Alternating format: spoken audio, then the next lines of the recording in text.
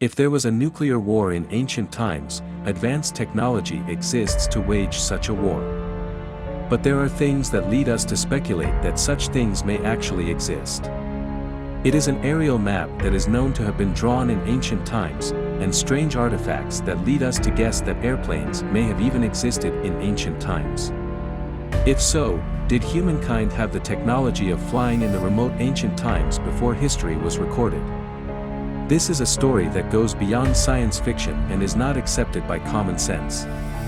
However, there are strange things in this world that lead us to speculate that such a thing may have actually happened. Among them, there are strange records that make it possible to speculate that mankind had air technology before the 20th century. And even in ancient times, there are places that lead to the speculation that humans may have migrated across continents and continents. So, did real human beings have these technologies in the distant ancient times?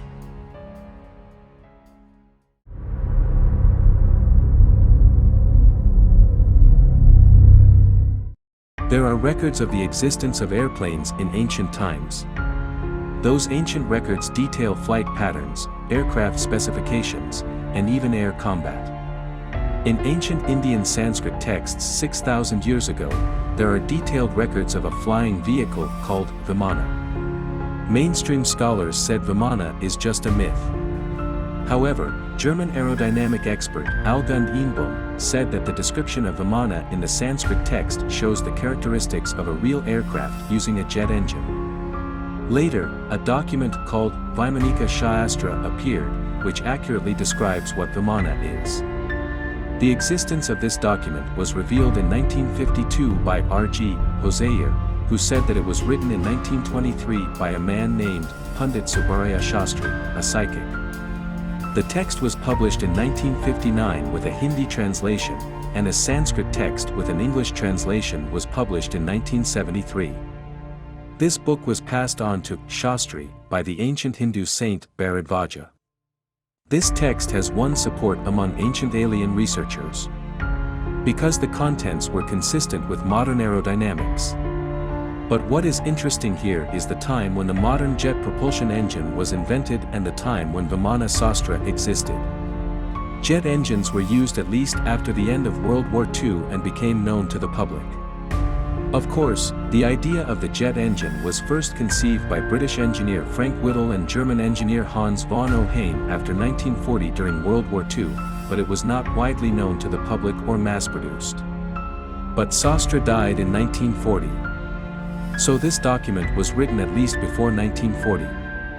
So, there are two records of Vimana, an ancient flying vehicle. One is Sanskrit texts that were written around 1600 BC. And Vimana Shaastra, written relatively recently by Shastri, who is known for psychics. But one question arises. If the ancients had aviation technology, there would have been international exchanges at that time. Of course, there are clues.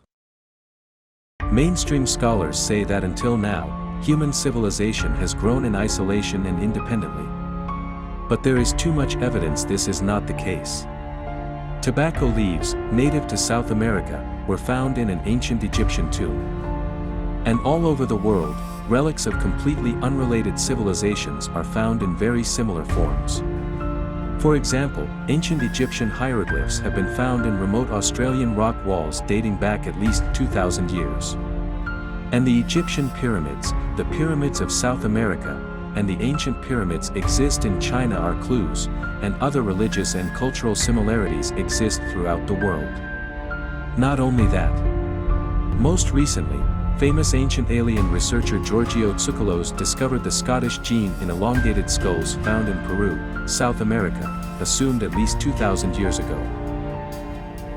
Elongated skulls are a kind of cranial deformity that was widely practiced in primitive society, and refers to the custom of winding a child's head with cloth or string, or compressing it with a small woodblock to deform the skull.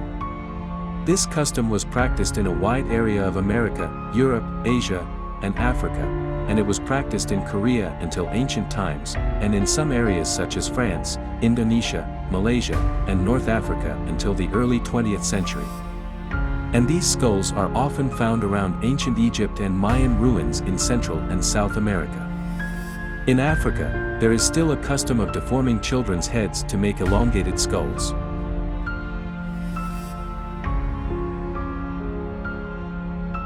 And the H-factor gene found only in European maternal genes was found in Neolithic skull bones in Mongolia and Korea of Far East Asians, and the appearance of the human bones was close to that of Europeans, not Far East Asians. This means that humans exchanged continents and continents in ancient times.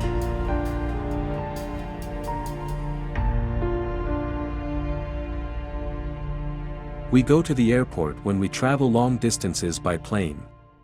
There is space for huge planes to take off and land. If so, wouldn't it be necessary to have a huge flat area like a runway even in ancient times?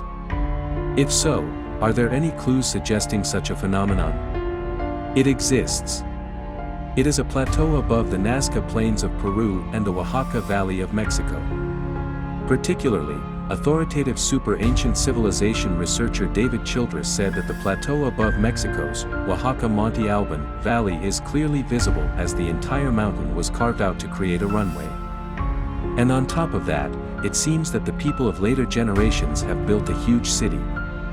And the elaborate terrestrial paintings of the Nazca Plains are lines you can never see unless you look down from the air. These circumstances lead to speculation that a nuclear war may have occurred enough in an unknown and remote ancient time.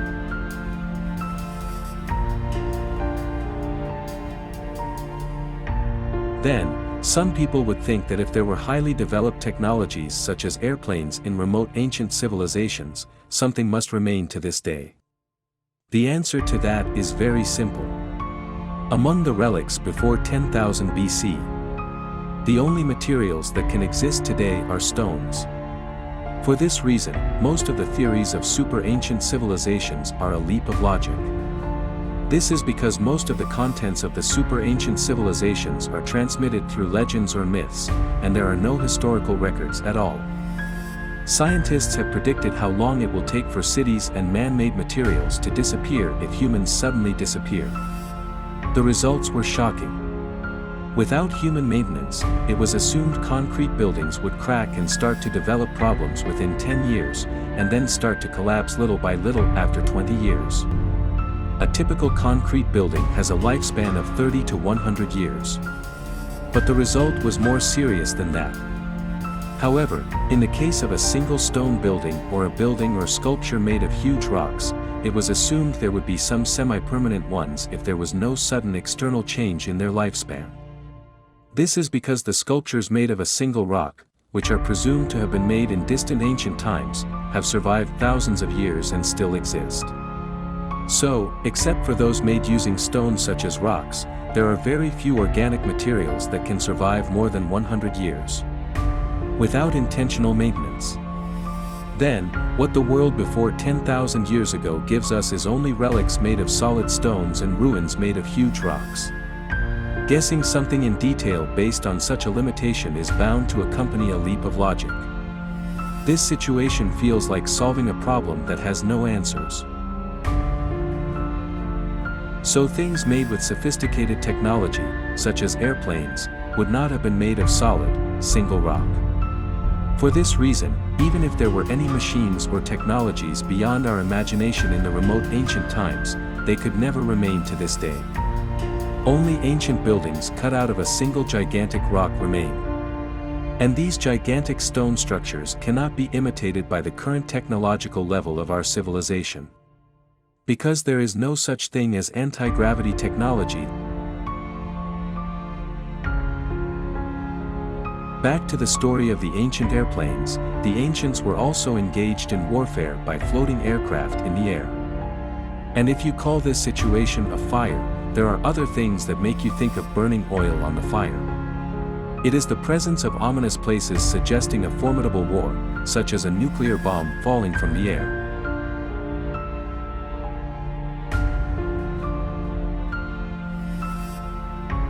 This content is a series. Please watch in order as much as possible. To be continued.